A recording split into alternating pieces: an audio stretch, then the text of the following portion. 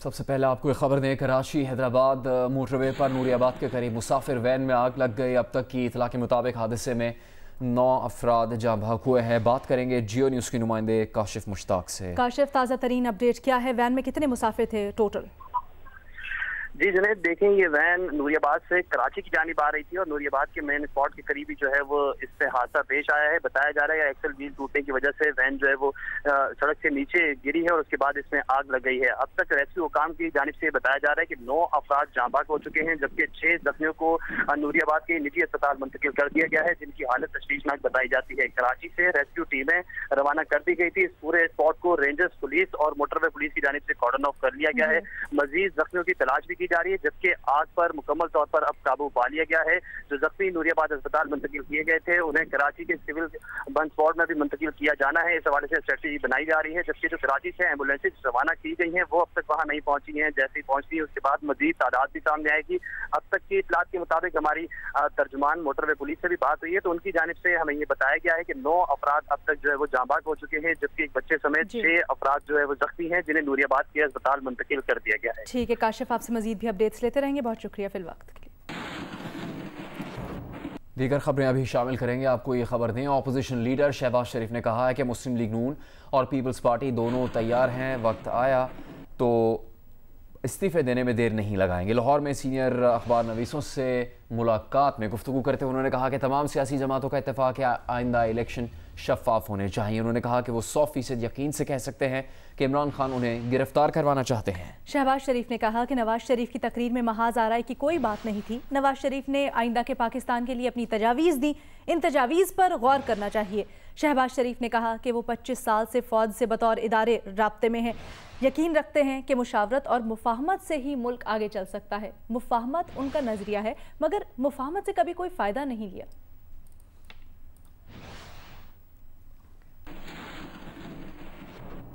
जमीयत उलमा इस्लाम के सरबराह मौलाना फजलुर रहमान और साबिक वज़ीर आज़म नवाज शरीफ के दरमियान टेलीफोन पर राबता हुआ है। ज़राए के मुताबिक गुफ्तगू में असम्बली से इस्तीफ़ों के लिए कमेटी के क़याम पर तबादला ख्याल किया गया। नवाज शरीफ ने कहा कि मुल्क मौजूदा हालात का ज़्यादा देर मुतहम्मिल नहीं हो सकता। ऑल पार्टीज़ कॉन्फ्रेंस के फैसलों पर अमल दरामद यकीनी बनाया जाए, ये भी इस मुलाकात में सामने आया। मौलाना फजलुर रहमान ने कहा कि अवाम अपोजिशन की तरफ देख रहे हैं। मौलाना फजलुर रहमान ने नवाज शरीफ को रहबर कमेटी के फैसलों पर एतमाद में लिया।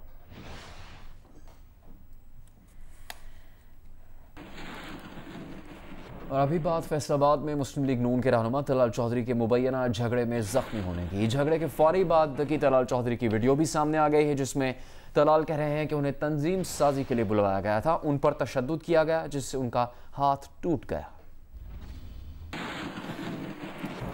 दूसरी जानिब मुआविन खुसूसी शहबाज गिल ये दावा करते हैं कि उनकी इत्तला के मुताबिक हरासा की गई खातून पर दबाव डलवा के उनसे तलाल चौधरी के हक में बयान दिलवाया जा रहा है। मरियम सफ्दर को हरासा होने वाली खातून का साथ देना चाहिए। तलाल चौधरी को पार्टी रुकनियत से फारिग कर देना चाहिए। मुस्लिम लीग नून के रहनुमा तलाल चौधरी ने वजाहती बयान में कहा है कि उनके वाक़े का किसी खातून रुकने असम्बली से कोई ताल्लुक नहीं, वो जल्द तफसीली बयान देंगे। उस वक्त तक ऐसी खबरें नशर या शाया न की जाए जिनसे गलत फहमियाँ पैदा हों। तलाल चौधरी ने मजीद कहा कि बाज़ हुकूमती शरपसंदों का इस वाक़े को सियासी रंग देना काबिल मजम्मत है।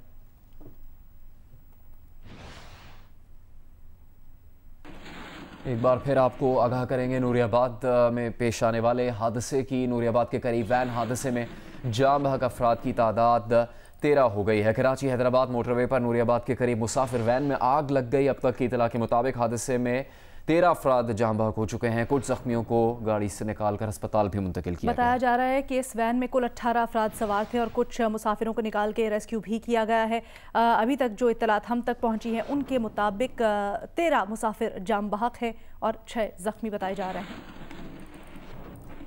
और अभी जिक्र वजीर रेलवे शेख रशीद अहमद का, जिन्होंने आज नवाज शरीफ से 10 सवालों के जवाब मांगे हैं। शेख रशीद ने जवाब के लिए साबिक वजीर आज़म को 2 रोज़ की मोहलत दे दी है। अलबत्ता ये नहीं बताया है कि पीर को मोहलत खत्म होने पर क्या करेंगे। मुस्लिम लीग नून के सेनेटर परवेज रशीद ने कहा है कि APC एलामिया और कॉन्फ्रेंस तकरीर के बाद गैर एलानिया तर्जुमान वावेला मचा रहे हैं। वावेला दलील है कि सच कड़वा और बर्दाश्त से बाहर है। उन्होंने कहा कि नादान दोस्त शज़र ममनुआ मौज़ूआत को कौम की तवज्जो का मरकज़ बना रहे हैं। मुनासिब होगा गैर एलानिया तर्जुमान की बेकाबू ज़बान को ताले लगाए जाएँ या इन ममनुआ मौज़ूआत पर खुले मुबाहिसे को बर्दाश्त करने की सकत पैदा की जाए। परवेज़ रशीद ने कहा कि बसूरत दीगर मोतबर कौमी कमीशन कायम किया जाए। कमीशन उन जिम्मेदारों का तयन करे जिनके बायस पाकिस्तान को आलमी सतह पर जवाबदेही का सामना हुआ। पाकिस्तान क्रिकेट टीम के साबिक कप्तान शाहिद आफरीदी कहते हैं कि जब तक भारत में मोदी सरकार है, पाक भारत क्रिकेट के इम्कानात नहीं है। पाकिस्तान की हुकूमत तो हर वक्त खेल के लिए तैयार है। क्रिकेट की वजह से पाकिस्तान भारत के ताल्लुकात बेहतर रह सकते हैं। खलीजी अखबार को इंटरव्यू में शाहिद आफरीदी का कहना था कि उनका भारत में तजर्बा अच्छा रहा, लोग मोहब्बत करते हैं। IPL एक बड़ा ब्रांड है, पाकिस्तानी क्रिकेटर्स का वहाँ ना खेलना नुकसानदेह है। शाहिद आफरीदी ने वज़ीर आज़म इमरान खान से इलेक्शन से पहले किए गए वादे पूरे करने का मुतालबा भी किया।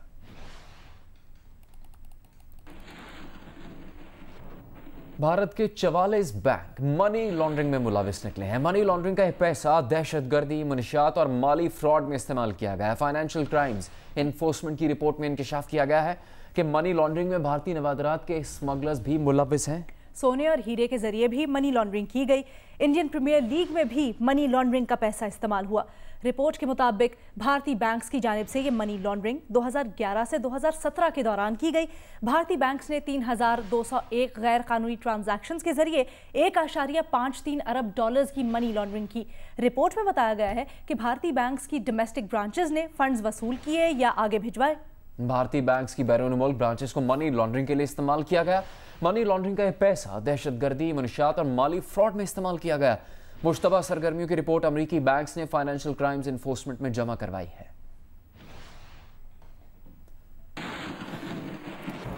अक़वाम मुत्तहिदा की जनरल असम्बली में मोदी के खिताब के खिलाफ मुज़फ़्फ़राबाद में पासबान हुर्रियत जम्मू कश्मीर ने एहतजाजी मुज़ाहरा किया। पासबान हुर्रियत जम्मू कश्मीर के ज़ेर एहतमाम मुज़ाहरा प्रेस क्लब मुज़फ़्फ़राबाद के सामने किया गया। मुज़ाहिरीन ने स्याह परचम उठाए हुए थे।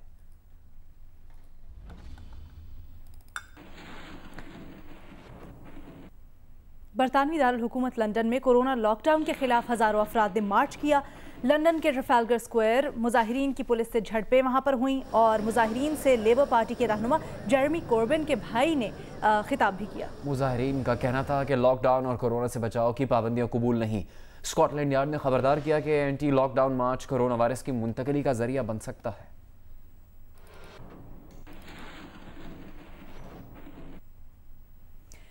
एडिटर इन चीफ जंग और जियो मीर शकीलुर रहमान की गिरफ्तारी के खिलाफ मुख्तलिफ शहरों में एहतजाज किया गया। शुरका ने मीर शकीलुर रहमान की गिरफ्तारी की मजम्मत की और उनकी फौरी रिहाई का मुतालबा किया।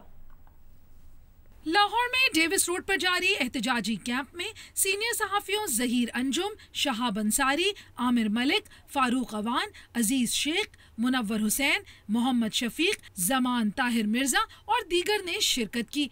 मुकर्रिरीन का कहना था कि मीर शकीलुर रहमान की रिहाई तक एहतजाज जारी रहेगा। पेशावर में एहतजाज जंग, जियो और द न्यूज के दफातर के सामने किया गया। मुजाहिरे में सीनियर सहाफी और मीडिया वर्कर्स शरीक हुए। शुरका का कहना था कि मीर शकीलुर रहमान को गैर कानूनी तौर पर कैद में रखा गया है, उन्हें फौरी रिहा किया जाए। क्वेटा में जंग बिल्डिंग के बाहर मीर शकीलुर रहमान की रिहाई के हक में जंग और जियो से वाबस्ता सहाफियों और कारकुनों ने मुजाहिरा किया। मुल्तान में जंग जियो दफ्तर के बाहर एहतजाज किया गया। एहतजाज में जिलाई अमन कमेटी के रहनुमाओं शफकत भुट्टा और जुहेब गिलानी समेत सीनियर सहाफियों ने शिरकत की। बहावलपुर में सहाफियों ने प्रेस क्लब में एहतजाज किया। एहतजाज में नून लीग लेबर विंग के सेक्रेटरी इत्तलात सिद्दीक आसिम कारकुनों समेत शरीक हुए। नवाबशाह में भी मीर शकीलुर रहमान की रिहाई के लिए एहतजाज किया गया। मुस्लिम लीग नून पंजाब के सदर राना सनाउल्लाह ने शेख रशीद के 10 सवालात के जवाब में शेख रशीद से 10 सवालात पूछ लिए। उन्होंने शेख रशीद पर आइन, कानून और जमहूरियत का गद्दार होने का इल्ज़ाम लगाया और पूछा कि कश्मीरियों के नाम पर पैसे कमाने वाला गद्दार कौन है, कश्मीर का सौदा क्यों और कैसे किया। वाज़ेह करना होगा क्या शेख रशीद अफवाज पाकिस्तान के तर्जुमान है या ISPR। कुलभूषण का सहूलतकार कौन है, कौन वकालत कर रहा है, कॉन्सुलर सर्विस कौन फराहम कर रहा है।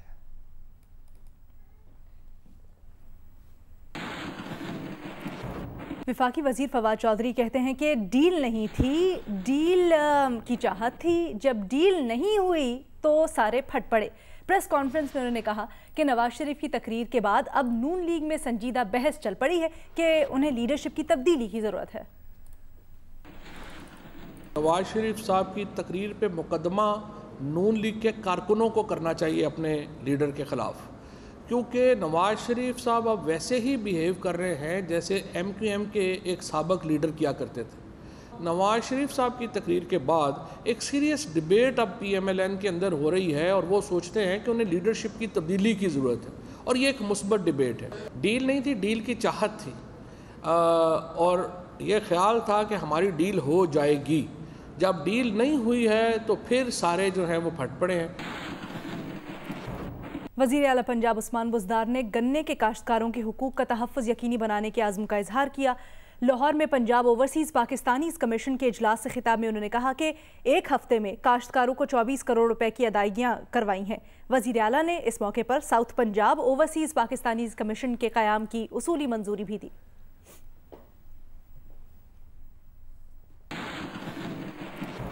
सरगोदा से मुस्लिम लीग नून के रुकने पंजाब असम्बली मियां मनाज़र अली रांझा के भाई मियां मज़हर अली रांझा ने स्पीकर पंजाब असम्बली चौधरी परवेज़ इलाही से मुलाकात की और साथियों समेत काफ लीग में शमूलियत का ऐलान किया। परवेज़ इलाही ने इस मौके पर कहा कि नवाज शरीफ के मुल्क दुश्मन एजेंडा को आवाम ने अक्सर मुस्तरद कर दिया है।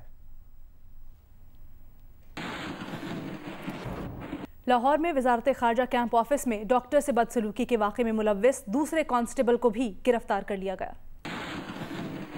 Lahore foreign ministry camp office, जहां डॉक्टर नुमान दस्तावेजात की तस्दीक के लिए आए थे, ड्यूटी पर मौजूद एहलकार गुलफाम ने उनसे मुबैना तौर पर बदतमीजी शुरू कर दी। वीडियो में देखा जा सकता है कि पुलिस एहलकार डॉक्टर नुमान को गिरबान से पकड़कर तशद्दुद का निशाना बना रहा है, जबकि इस्लाम नामी दूसरा पुलिस एहलकार वीडियो बनाने वाले शहरी को रोक रहा है। ये देखो बदमाशी कर रहे हैं पुलिस, यहाँ पे पंजाब पुलिस वाले। CCPO लाहौर उमर शेख ने वाक़े का नोटिस लेते हुए SSP डिसिप्लिन को इंक्वायरी का हुक्म दे दिया, जिसके बाद पहले कांस्टेबल गुलफाम और बाद में कांस्टेबल इस्लाम को गिरफ्तार कर लिया गया।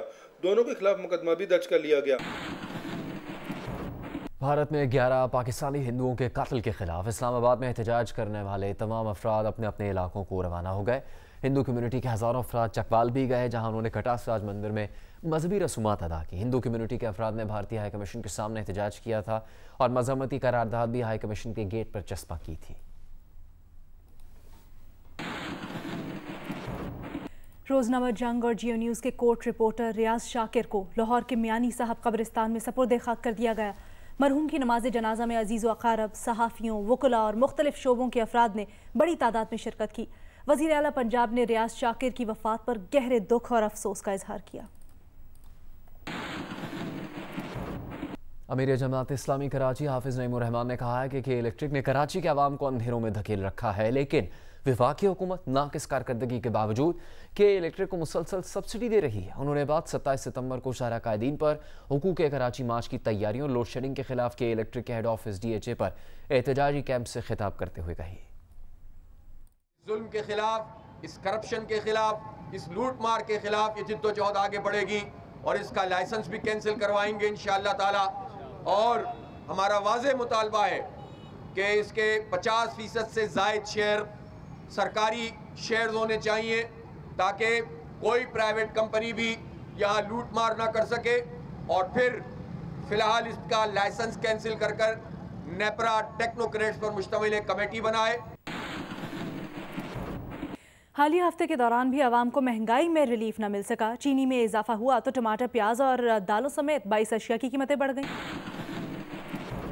एक हफ्ते में मुल्क में टमाटर की औसत कीमत में 9 रुपए फी किलो इजाफा होने के बाद टमाटर की औसत कीमत 100 रुपए फी किलो से तजावज कर गई। इदारे शुमारियात की रिपोर्ट के मुताबिक मुल्क में चीनी की कीमत में भी इजाफा जारी रहा और एक हफ्ते के दौरान चीनी की औसत कीमत 1 रुपए 57 पैसे फी किलो बढ़ गई और मुल्क में चीनी की औसत कीमत 94 रुपए 72 पैसे से बढ़कर 96 रुपए 29 पैसे फी किलो हो गई। बकरे का गोश्त 7 रुपए फी किलो महंगा हुआ। रिपोर्ट के मुताबिक एक हफ्ते में प्याज की कीमत में 5 रुपए फी किलो का इजाफा हुआ, जबकि मुल्क में दाल मसूर, दाल माश, दाल चना, बासमती चावल, अंडे, खुर्दनी घी और आटे की कीमतों में भी इजाफा हुआ। इदारा शुमारियात के मुताबिक एक हफ्ते में 8 अशिया की कीमतों में कमी हुई। ब्रायलर मुर्गी की कीमत में 9 रुपए फी किलो कमी हुई। केले 3 रुपए फी दर्जन, आलू 2 रुपए फी किलो सस्ते हुए। रिपोर्ट के मुताबिक एक हफ्ते में 21 अशिया जरूरिया की कीमतों में इस्तेकाम रहा। आमना आमिर, जियो न्यूज़, इस्लामाबाद।